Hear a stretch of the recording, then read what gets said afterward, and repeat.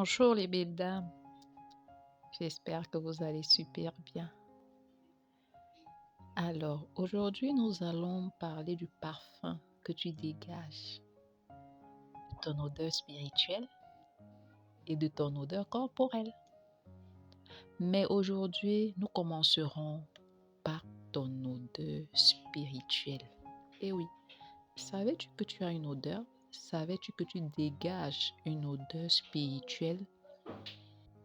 Alors tu établiras toi-même à la fin de ce podcast si tu sens bon ou alors si tu sens mauvais. Allons-y. Alors, nous prenons un extrait de la Bible, de Genèse au chapitre 8 et le verset 21. Nous allons prendre une partie, la partie A, si on peut l'appeler comme ça. L'Éternel sentit une odeur agréable. Ça veut dire qu'il y a aussi de mauvaises odeurs. Alors, nous allons parler premièrement de la manifestation de la mauvaise odeur spirituelle. À l'intérieur, nous pouvons parler du rejet. Le rejet même, c'est un esprit. Vous voyez pourquoi je vous dis qu'en 2024, nous devons devenir des femmes esprits. Le rejet, c'est quoi? Partout où tu passes, les gens ne veulent pas te voir, les gens ne veulent pas te sentir, les gens ne veulent même pas entendre ce que tu dis. Ça, c'est un esprit de rejet. Tu peux être une belle femme, bien habillée, sapée, mais je t'assure, quand tu arrives quelque part, on dirait que tu dégages. On dirait que tu sens mauvais. Les gens n'ont pas envie du tout que tu restes près d'eux. Ensuite, nous pouvons parler de l'incompréhension ou de la malcompréhension. Est-ce qu'il t'arrive des fois où tu as l'impression d'être mal comprise ou incomprise? Alors là, carrément en fait, ça veut dire tout ce que tu dis, tu as l'impression que les gens comprennent mal. Tu as l'impression que les gens interprètent mal en fait. Tu poses une bonne parole, on dirait que tu as irrité quelqu'un. C'est un esprit d'incompréhension ou de malcompréhension.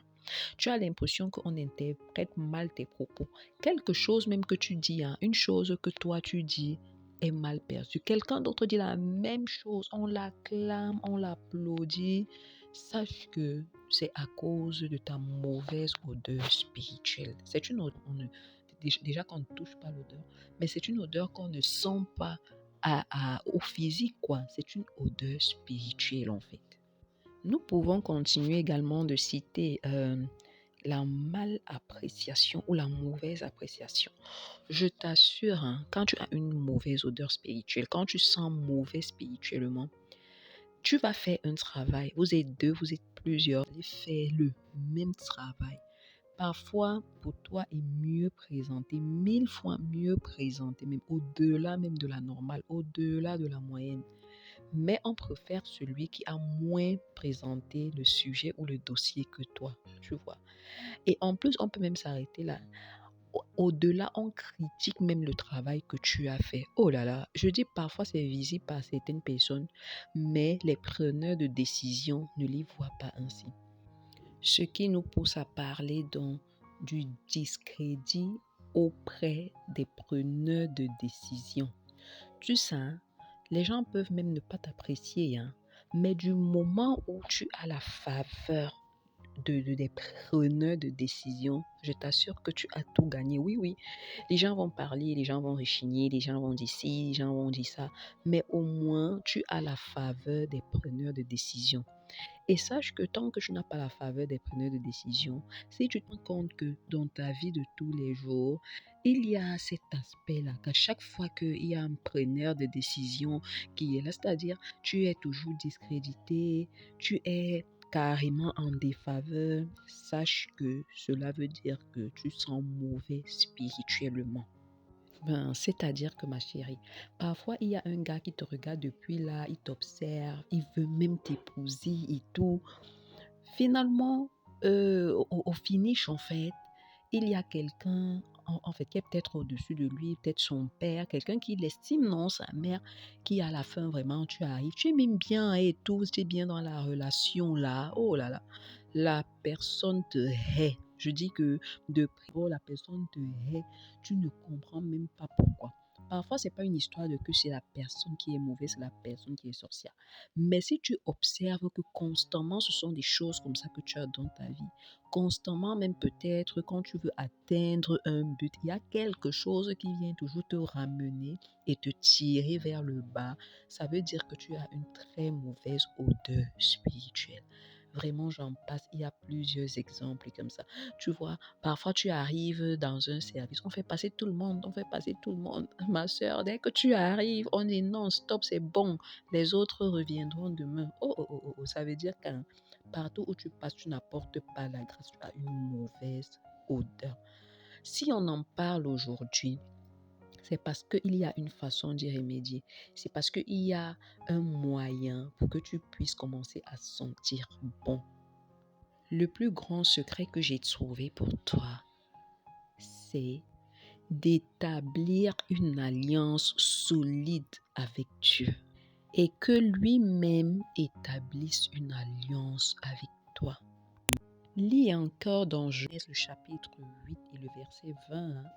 Noé bâtit un autel à l'Éternel. Il prit de toutes les bêtes pures et de tous les oiseaux purs et il offrit des holocaustes sur l'autel. Va un peu dans le chapitre 9 et le verset 9. L'Éternel lui-même dit, « Voici donc, j'établis mon alliance avec vous et avec votre postérité après vous. » Tu vois, Noé a bâti une alliance avec l'Éternel et l'Éternel lui-même a bâti une alliance avec Noé.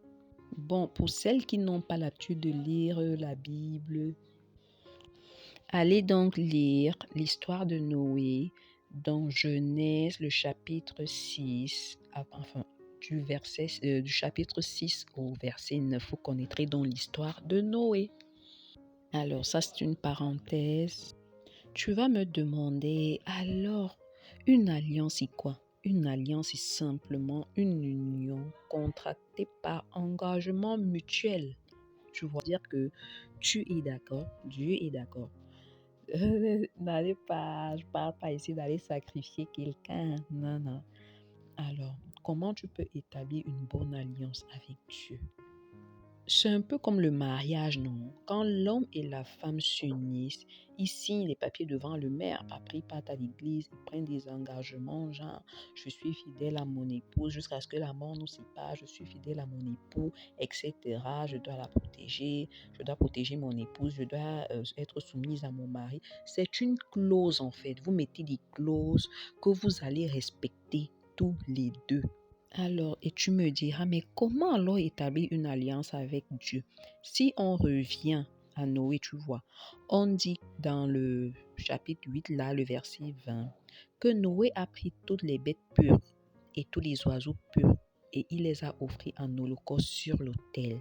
Ça veut dire que tu dois avoir quelque chose à offrir à l'Éternel. Tout le monde a quelque chose à offrir à l'Éternel. C'est lui qui t'a créé, non? Il sait ce qu'il a mis en toi, non? Donc, il sait que tu as quelque chose à lui offrir. Moi, je te demanderai ce matin, qu'est-ce que tu as à offrir à l'Éternel? Tu peux bâtir une alliance en lui offrant ton argent. N'allez pas pleurer que on a déjà dit que je travaille, je ne vais pas donner tout mon argent à Dieu. Non, il ne s'agit pas de ça.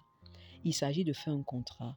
Tu t'assois et tu te dis, Seigneur, dans cette partie de mon revenu, dans ce revenu que tu me donnes, voici une partie que je vais toujours enlever pour les veuves, pour les orphelins, pour les œuvres caritatives, pour soutenir par exemple l'œuvre de Dieu, pour construire les églises. Est-ce que tu comprends?